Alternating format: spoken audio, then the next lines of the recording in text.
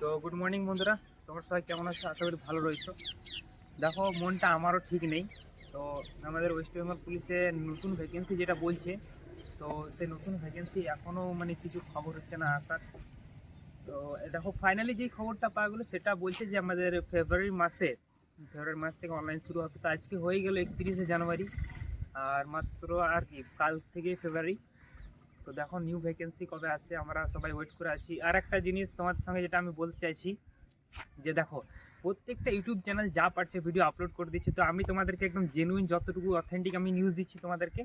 আর আমি যে নিউজটা তোমাদের সাথে শেয়ার করছি সেটা তো তোমরা জানোই, আমিও তোমাদের মতো পড়াশোনা করছি। তো যতটুকু একটা অ্যাজাম্পশনের উপর মানে আমি সব কিছু দেখে জিনিসটা আমি শেয়ার করছি একটা অ্যানালাইসিসের উপর। তো দেখো, নতুন ভ্যাকেন্সি যেটা আছে সেটা তোমার মোটামুটি ফেব্রুয়ারি মাসে আসার চান্সটা অনেকটা রয়েছে। আর যদি নাও আসে, ঠিক আছে, তো মোটামুটি মার্চ ধরে রাখো। তো দেখো, বলা যাচ্ছে না, এখন ইউটিউবে অনেক তুমি ভ্যাকেন্সি পেয়ে যাবে যারা বলছে ফেব্রুয়ারি মাসে আসবে, কিন্তু কথাটা ওটা ঠিক নয়। ঠিক হচ্ছে যখনই আসুক আমাদেরকে পরীক্ষাটা এবার বার করতে হবে, কারণ কি লাস্ট স্টেজ চলছে। সো আর বেশি সময় নেই। তোমরা তো জানছোই, আমিও পড়ে আছি। 3টে ভ্যাকেন্সি বারবার ফেল হওয়ার পরে লাস্ট এটা ফাইনাল ভ্যাকেন্সি, এরপরে হয়তো আর ভ্যাকেন্সি আসবে না। যেহেতু লোকসভা ভোট সামনে, তো দেখো ভ্যাকেন্সি কিন্তু নির্বাচনের আগে আসবেই। সো ভালো করে প্রিপারেশানটা নাও। আর একটা কথা, যে দেখো, একটা এক্সাম আর দুটো এক্সাম হবে বলছে। তো সেই ক্ষেত্রে আমি তোমাদেরকে বলবো যে দেখো, এক্সাম মোটামুটি এখন যে খবরটা পাচ্ছি আজকে 31শে জানুয়ারি, যে খবরটা আছে সেটা হচ্ছে তোমার এক্সাম তোমার দুটোই হবে। এখন পর্যন্ত, আজ পর্যন্ত 31 জানুয়ারি পর্যন্ত এক্সাম দুটো হওয়ার চান্স রয়েছে। তোমাদেরকে যেটা বললাম যে আমাদের ফেব্রুয়ারি মাসে আসছি কনফার্ম। আর তারপরে একটা যেটা কথা হচ্ছে যে আমাদের সামনে যে এক্সামটা রয়েছে, তো তোমরা সবাই আশা করি আমাদের food SI PSC food SI যেটা ভরেছো ভ্যাকেন্সিটা, তো তার এক্সাম তোমার 6টা শিফটে, কালকে জানা গেলো যে 6টা শিফটে এক্সাম হবে। আর দুটো ডেট সময়, কটা ডেট ছিল রে? 16 তারিখ আর 17 তারিখে, হ্যাঁ, তিনটে তিনটে করে 6টা। 16 তারিখ আর 17 তারিখে তিনটে তিনটে করে 6টা শিফটে এক্সাম হবে ফুড এসআই। তো দেখো, সিট যেহেতু কম রয়েছে আর এখন সামনে কোনো টার্গেট নেই, সো আমি বলবো ফুড এসআইয়ের জন্য ভালো করে প্রিপারেশন নাও। এরপর কেমন? ক্লাসশিপ আছে, ক্লাসশিপটা একটু হার্ড হবে। আর ক্লাসশিপ আছে, ক্লাসশিপের পরীক্ষাটা একটু হার্ড হবে। আর দেখো, আমি তোমাদের সাথে যে কথাগুলো বলি, দেখো তুমি আমার ভিডিওটা দেখলে একদম মানে কি বলতো, আমিও প্রিপারেশনে জড়িত রয়েছি। এখন কন্ডিশন কি রয়েছে, কীরকম পরিস্থিতিতে আমরা এগোচ্ছি সেটা তুমিও বুঝতে পারবে, আমিও বুঝতে পারছি জিনিসটা। সো তুমি আমার ভিডিওটা দেখে একটু হলেও তুমি নিজের জিনিসটা ফিল করতে পারবে।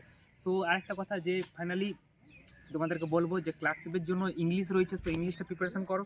আর একটা, যারা যারা আমাদের পশ্চিমবঙ্গ থেকে এসএসসি জিডিতে ফর্মটা ভরেছো, ঠিক আছে, এসএসসি জিডি ফর্ম যারা ভরেছো, তাদেরকে একটা কথা আমি বলবো যে ভালো করে প্রিপারেশন করো। লাস্ট ডে মানে 20 দিনের স্ট্র্যাটেজি বানাও, লাস্ট আর 20টা দিন রয়েছে।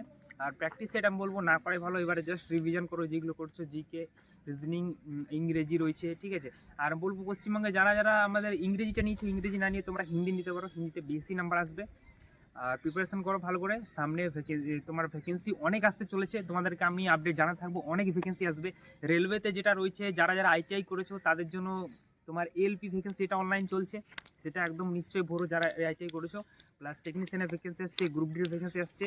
সো ওভারঅল যেটা রয়েছে, যে 5টা সাবজেক্ট যেটা রয়েছে, ম্যাথ, রিজনিং, জিকে, ইংরেজি আর তার সাথে হিন্দিটা, সো 5টা সাবজেক্ট ভালো করে প্রিপারেশন করো।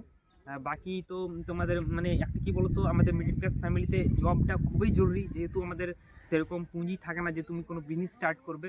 সো আমি বলবো পড়াশোনাটা ভালো করে করো, একটা জব পাওয়ার পরে তারপরে নেক্সট স্ট্র্যাটেজিতে তোমরা মানে কিছু করতে পারবে, নেক্সট ইনভেস্টমেন্ট করতে পারবে, অনেক কিছু করতে পারবে। আর তোমরা সবাই আমার ভিডিওটা সাবস্ক্রাইব করে রাখো, কারণ কি আমি যতদিন মানে এই যে পড়াশোনার সাথে জড়িত রইলাম, যাই করলাম তোমাদের সাথে শেয়ার করব, ঠিক আছে। আর প্লাস তার সাথে আমি যাই কিছু কোনো কিছু অ্যাডভান্স করব, যা কিছু করব তোমাদের সাথে আমি শেয়ার করব।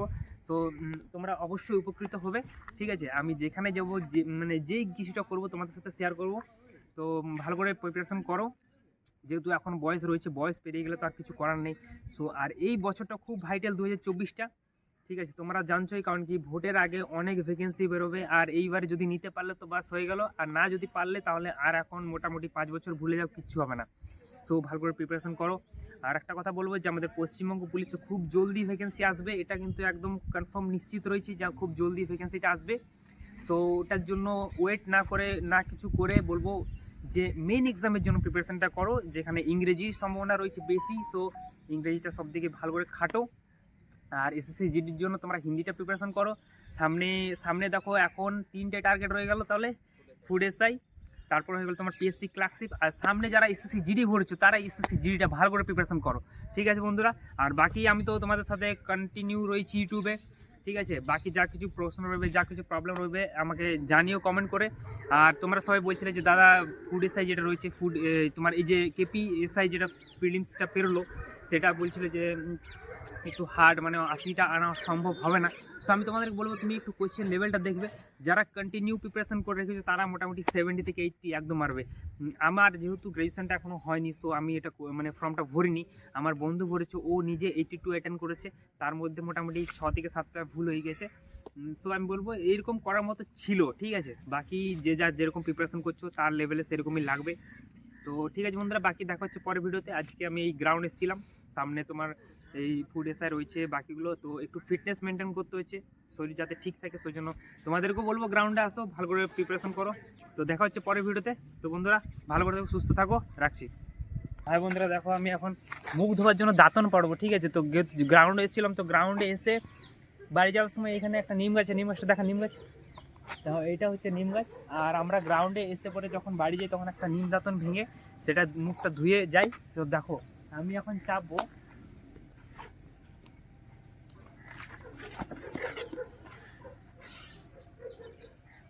তো আমি এখন দেয়ালে চেপে গেছি, দেওয়াল থেকে আমি এটা পারবো। এই ডালটা দেখো কতটা আসবে না,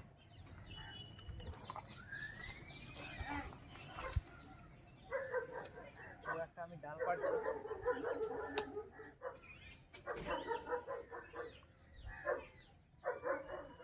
ঠিক আছে, ঠিক ভালো আছে।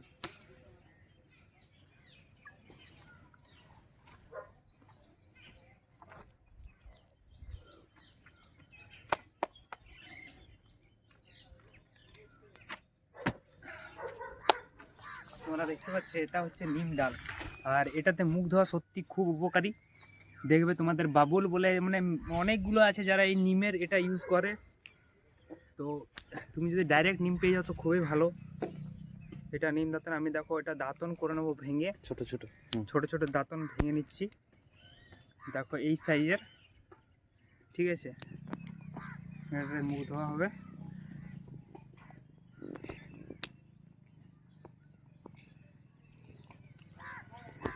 দেখো আমার কাছে 4টে হয়ে গেছে, 4টে। সো তোমাদের যদি চাই তোমরা জানিও, একটা দিয়ে দেবো তোমাদেরকেও। তো চলো বন্ধুরা এবারে বাড়ি যাওয়া যাক মুখ ধুতে ধুতে, চলো। দেখার সময় হলো ভিডিওটা।